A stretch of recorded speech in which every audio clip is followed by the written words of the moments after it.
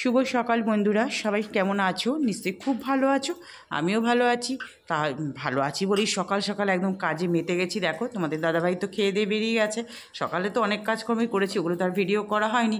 এই যেখান থেকে স্টার্ট করলাম, এই যে লেগে পড়লাম কাজে।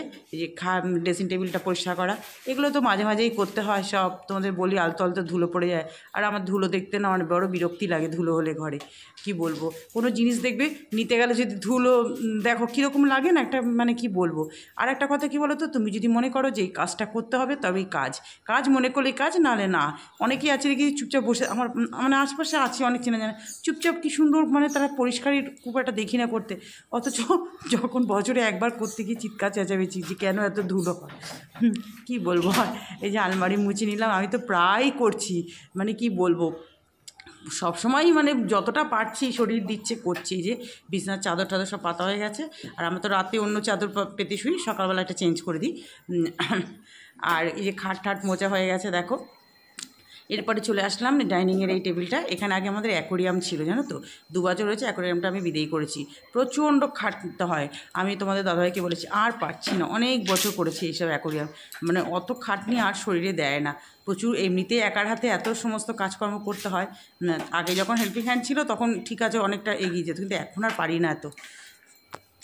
তারপরে দেখো, আর তোমাদের দাদাভাই তো শুধু এনেই আর খাটতে হয় তো আমাকে না।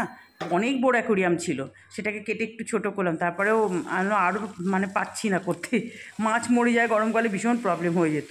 তারপরেই দেখো এই যে টিফিন খাওয়া হয়ে গেছে, সেগুলো আর দেখায়নি। আর রান্না বসিয়ে দিলাম, ইলিশ মাছের মাথাটা ভেজে নিয়েছি, সাদা জিরে ফোড়ন দিলাম।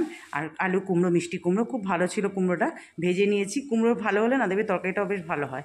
আর এই তরকারিটা চিংড়ি মাছ দিয়েও যেমন সুন্দর হয় খেতে, ইলিশ মাছের মাথা দিয়েও খেতে ভালো হয়, রুই মাছের মাথা দিয়েও হয়। এক এক রকম এক একটা স্বাদ হবে। এই যে দেখো গুঁড়ো মশলা একটু দিয়ে দিয়েছি, ধনে জিরে গুঁড়ো, নুন হলুদ, কাঁচা লঙ্কা এই দিয়েছি, আর রেড চিলি দিইনি। আর ইলিশ মাছে হলে না আমি একটু রেড চিলিটা কম দিই, মানে এমনিতেই ইলিশ মাছ কাঁচা লঙ্কাতেই মানে সুন্দর। ইলিশ মাছ যেহেতু মাছের রানী, হালকা মাছ, কি বলবো, এই জন্য কাঁচা লঙ্কাটাই বেশি ভালো হয় দেখবি ইলিশ মাছের রান্নায়। আর হয়ে গেল আমার কথা বলতে বলতে দেখো একদম শুকনো শুকনো ইলিশ মাছের মাথা দিয়ে কুমড়ো আলুর তরকারি রেডি। ইলিশ মাছের মাথা যাতে দেবে তাতেই ভালো লাগবে, আর চিংড়ি মাছ, এই দুটো জিনিস। এবার দেখো বুঝতেই পারছো আলুগুলো দেখে কি রান্না করব। হ্যাঁ, চিকেন রান্না করব। ভালো করে সব আলুগুলো দেখো খুব সুন্দর করে ভেজে নিয়েছি। আজকে পেঁপে দেবো না, আজকে আলু দিয়েই করছি। আর আমার একটু বেশি আলু খাই, তোমরা জানো যারা ভিডিও দেখো। রসুনটা একটু থেতো করে দিয়ে দিচ্ছি, একটু ভেজে নিয়ে এই যে আগে 2 পিস দিয়ে দিলাম, নাহলে তোমার ছিটে আসবে। তাতেই দেখো না একটুর জন্য বেঁচে গেছি। আসলে এক হাতে ফোন তো, আর এই সমস্ত কাজগুলো না সাঁড়াশি দিয়ে আমি করি, সাঁড়াশি ধরে কাজ করলে সুবিধা হয়। কিন্তু ওই যে ফোনটা রয়েছে আর ওখানে স্ট্যান্ডে রাখলে না দেখা যায় না কিছু, মানে এমন মানে স্পেসটা রয়েছে, অসুবিধা হয়। যাই হোক, চিকেনটা তো ম্যারিনেট করা ছিল, দিয়ে দিলাম। এবার ঢাকা দিয়ে দিলাম, গ্যাসটা সিম করে দিলাম, চিকেনটা একটু মজে যাক। আর এই ফাঁকে আমি কতগুলো বাসন হয়ে গেছে সেগুলো দেখো, চায়ের বাসন, টিফিনের বাসন সব হয়ে গেছে। সেগুলো সিঙ্ক তো মানে ভরে রাখলে চলবে না, এখানটা ফাঁকা করে দিতে হবে, আবার কড়া ঠড়া বেরোবে। আর আমার কাজ যখন আমাকেই করতে হবে তখন রেখে আর কী লাভ, তাই না বলো বন্ধুরা? ওই জন্য একটু একটু করে নিলেই আমারও প্রেশারটা পড়বে না একবারে। আর কাজ তো সারাদিন আছে, কাজের তো শেষ নেই। মানে কি বললাম আমি, কাজ করলেই কাজ, না কাজ করলে কিছুই কাজ নয়। আর সংসারে দেখো থাকতে হলে, সংসারকে ভালোবাসতে হলে, সংসার করতে হলে কাজ তো করতেই হবে, তাই না বলো? কম আর বেশি এই হচ্ছে তফাৎ। এই যে বাসনগুলো সব ধুয়ে ওখানে রাখছি। এই দিকে দেখো চিকেনটা কষা হয়ে গেছে, আলু ভেজে রেখেছিলাম সেটা দিয়ে একসঙ্গে ভালো করে কষিয়ে নিচ্ছি। আর সাইডে না বসিয়ে দিয়েছি, যে বাটিটার মধ্যে ম্যারিনেট করেছিলাম ওটার মধ্যে জল বসিয়ে দিয়েছি, জানো তো। এই দেখো গরম জল, আমি চিকেনে বলো মটনে বলে গরম জল দিই, খুব ভালো হয় জানো তো। এই দেখো একদম ফুটেই উঠলো টকবক করে। বাটিটা আবার সিঙ্কের ওখানে রাখলাম, নাহলে আমি ছ্যাঁকাটা খাবো। যা ছ্যাঁকা খাই না কি বলবো, এত বছরের অভিজ্ঞতা হয়ে গেল, এত বছর সংসার করছি, তাও মানে ছ্যাঁকা একদম হাত পুরো দাগ হয়ে যায়। বিশেষ করে অফিস টাইমে সকালবেলা, মানে আজকেও খেয়েছি জানো, কি বলবো তোমাদেরকে, হাতের মধ্যে ছ্যাঁত করে একটা মানে তরকারি এটা দিতে গিয়ে খেয়ে নিয়েছি। আর কিছু করার নেই, ফেটেও গেছে আবার সঙ্গে সঙ্গে ফোসকা পড়ে হাতে।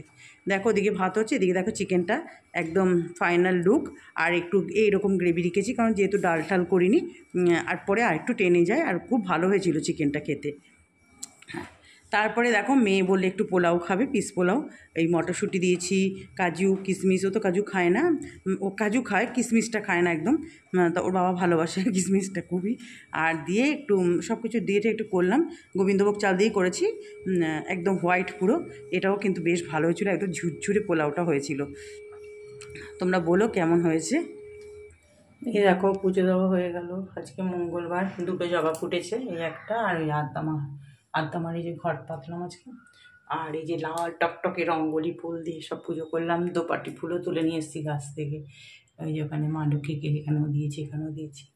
কারণ আজ একদম টগর ফুল ফোটেনি, বৃষ্টিতে ভিজে ছাতা মাথা দিয়ে ফুল তুলেছে, আমি ভিজে গেছি আর জব কয়েকটা ফুল পেয়েছি। যাই হোক, আমার পুজো দেওয়া হয়ে গেল। এই দেখো বন্ধুরা, খেতে বসে পড়লাম। আজকে কি নিয়েছি, আজকে দেখো ভাত, ইলিশ মাছের মাথা দিয়ে মিষ্টি কুমড়ো আলু দিয়ে তরকারি, ভীষণ ভালো লাগে এটা খেতে। এটা হচ্ছে চিকেন কষা। আর এখানে একটু পোলাও করেছি, পিস পোলাও, কিশমিশ মটরশুঁটি সবই দেওয়া আছে। আর আমের চাটনি, পাঁপড়। তাহলে এখন খাওয়া দাওয়াটা করে নিই। মেয়েও খেতে বসে গেছে। বন্ধুরা চলে আসলাম, সন্ধে ঠন্ধে দিলাম, দিয়ে একটু লিকার চা করলাম। আজকে যেহেতু চিকেন তখন এই পোলাওটা খেয়েছি, ওই জন্য লিকার চা করলাম। দুপুরবেলা না একটু ঘুম আসে না, তো কি মাথাটা ধরে যায়, কত চেষ্টা করি একটু চোখ বন্ধ করবো, একটু চোখ কিছুতেই হয় না। আর এত মাথাটা যন্ত্রণা করে কি বলবো। দুধ চা করলে ভালো, তো খেলাম না আজকে, যেহেতু খেয়েছি। এই এখন একটুখানি কেক নিলাম, কালকে বানানো কেক দিয়ে চা দিয়ে একটু খাবো। তারপরে এডিটিংয়ের কাজটা আছে, এডিটিং এত কষ্ট করে সব এডিটিং করছি।